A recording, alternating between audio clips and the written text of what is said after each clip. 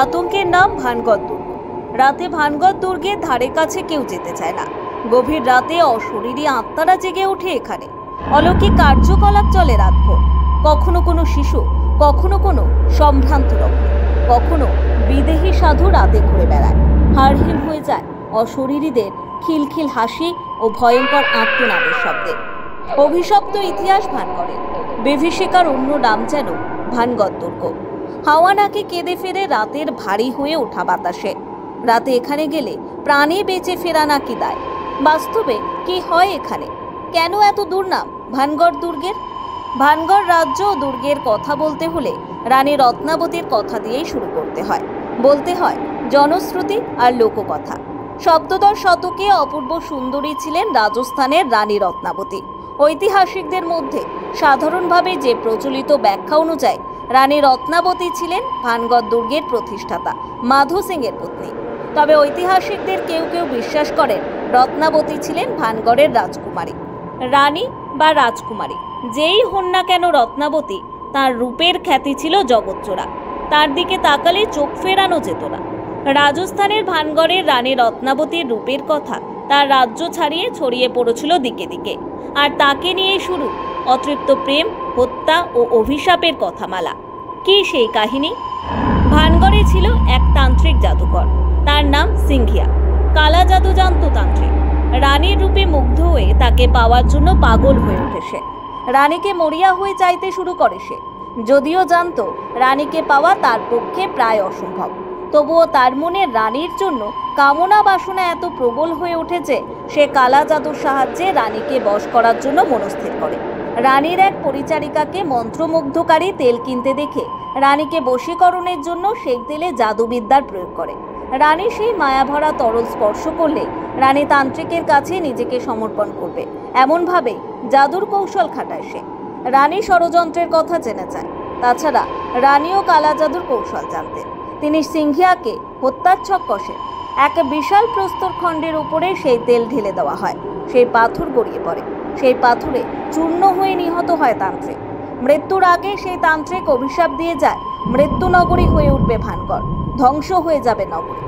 এরকম একাধিক জনশ্রুতি, গল্প ও উপকথা মোটামুটি ভানগড়ের রানী ও তান্ত্রিক সাধুকে নিয়ে প্রচলিত থাকলেও গল্পের শেষটুকু একই রকম। মৃত্যুর আগে তান্ত্রিকের অভিশাপ পড়েছিল ভানগড়ের উপরে। তিনি অভিশাপ দিয়েছিলেন বাঁচবে না ভানগড়ের কেউ, ধ্বংস হয়ে যাবে ভানগড়।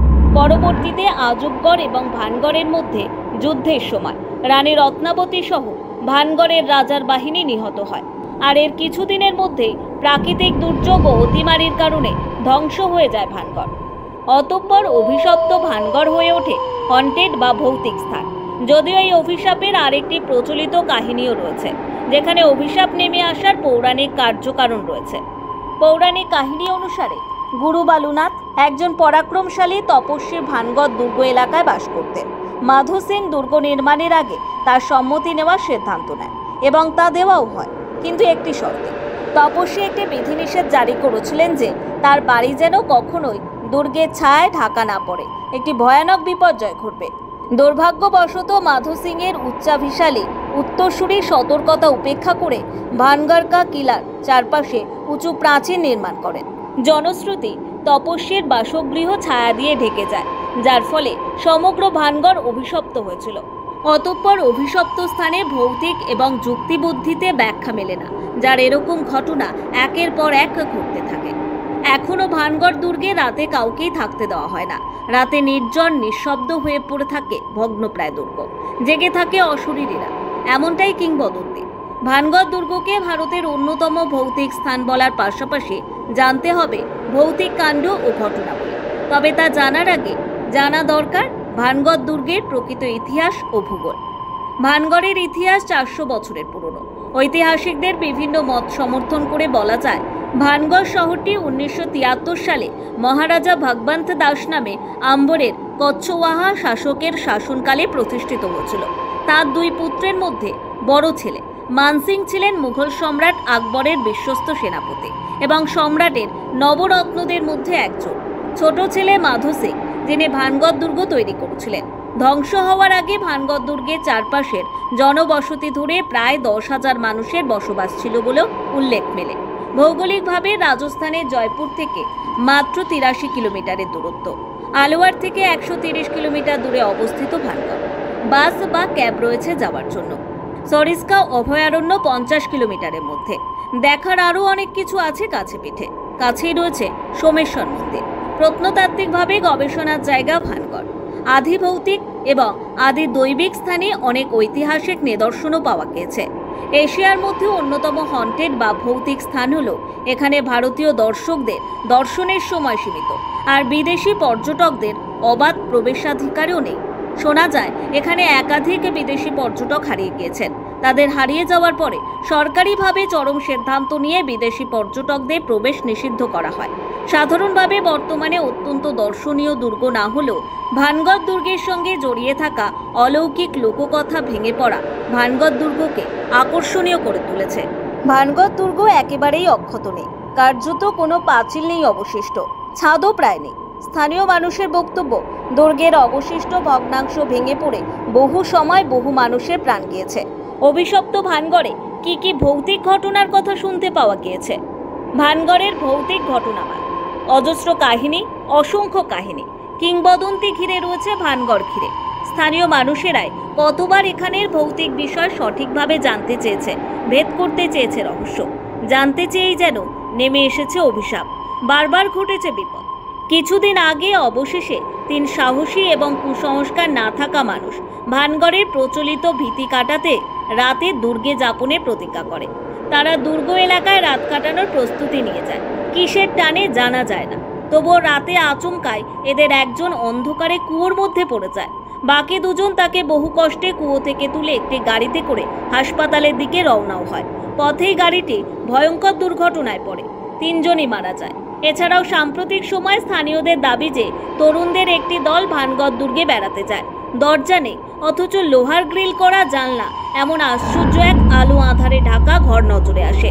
ঘরে একটি শিশুকে স্পষ্টভাবে তারা দেখতে পায় বলেও দাবি করে। অনেকে আবার বলে রানী ও তান্ত্রিকের বেশে অশরীরীকে ঘুরে বেড়াতে দেখতে পাওয়া গিয়েছে। এরকম ভৌতিক অলৌকিক কাহিনীকে সত্যি বলে মেনে নিয়েছে ভানগড়ের মানুষ। ভানগড় দুর্গের বেশ কয়েকটি জায়গায় ভারতীয় প্রত্নতাত্ত্বিক বিভাগ বা আর্কিওলজিক্যাল সোসাইটি অফ ইন্ডিয়ার নিষেধাজ্ঞা ও সতর্কতার কথা লেখা রয়েছে। বলা আছে অন্ধকারের পরে বা সূর্যোদয়ের আগে এই দুর্গ এলাকায় থাকা যাবে না। কথিত আছে স্থানীয়দের সবাই বলেন রাতে অশরীরীরা জেগে ওঠে এখানে। সবাই বলে ভানগড়ের হাওয়া যেন অস্বস্তিকরভাবে ভারী হয়ে ওঠে। যারা বেঁচে ফিরেছে ভানগড় থেকে তাদের অভিজ্ঞতা নাকি করুণ ও আতঙ্কের। রাতে দুর্গের দেওয়ালের ভিতরে অদ্ভুত আওয়াজ শোনা যায় কান্না, গোগানি বা ভয় ধরানো খিলখিল করে হাসির শব্দ। গুঞ্জন আছে যে দুর্গের ভিতরে বিদেহী ও অশরীরীরা একা বা দল বেঁধে ঘোরাফেরা করে, যার ফলে সেখানে অলৌকিক কার্যকলাপ ঘটতে থাকে। এরকম ঘটনা প্রত্যক্ষ করেছে বহু মানুষ বা তাদের পূর্বপুরুষদের কাছে শুনে এসেছেন বহু মানুষ, বলেন এলাকাবাসীরা। এলাকাবাসী এও বলে কত মানুষ এখানে হারিয়ে গিয়েছে তার ইয়ত্তা নেই। বহু মানুষ রাতের অন্ধকারে হাওয়ার মতো কর্পূরের মতো উবে গিয়েছে, তারও লেখাজোখা নেই। কোথায় তারা হারিয়ে গিয়েছে তার কোনো হদিশ মেলেনি। স্থানীয়রা আজও শিউরে উঠে বলেন যারা অতি সাহসী হয়ে রাতে ভানগড় দুর্গে ঢুকেছে তাদের অধিকাংশ মানুষই চিরতরে হারিয়ে গিয়েছে। যারা ফিরে এসেছে তাদের অনেকেই বলতে পারে না রাতে তাদের সঙ্গে কি হয়েছে, কিভাবে রাত কেটেছে। কেউ কেউ পালিয়ে এসেও দুর্ঘটনার শিকার হচ্ছে, কেউ মারা গিয়েছে, কেউ জখম হয়েছে। কিভাবে হলো জিজ্ঞেস করা হলে বোবা চাউনিতে তারা তাকিয়ে থেকেছে। কোনো উত্তর মেলেনি, যুক্তি দিয়ে ব্যাখ্যা নেই। কোনো ব্যাখ্যা হয় না কেন যে এরকম অলৌকিক কাণ্ড ঘটে চলে ভানগড়ে। হাওয়া কেঁদে ফেরে ভানগড়ের অভিশপ্ত দুর্গে। ইতিহাসও যেন অভিশপ্ত ভানগড়ে। ব্যুরো রিপোর্ট, সময়, কলকাতা।